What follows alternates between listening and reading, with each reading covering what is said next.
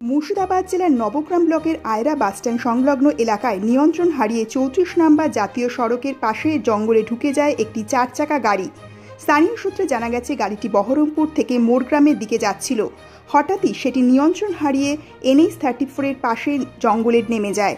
অল্পের জন্য প্রাণে রক্ষা পেল গাড়ির চালক। স্থানীয়রা তড়িঘড়ি ছুটে এসে চালক এবং গাড়িটিকে জঙ্গল থেকে উদ্ধার করে। এরপর আহত গাড়ির চালক কিছুক্ষণ বিশ্রাম নিয়ে বাড়ির উদ্দেশ্যে রওনা দেয়। নবগ্রাম থেকে শুভ ঘোষের রিপোর্ট, দৈনিক বাংলা নিউজ।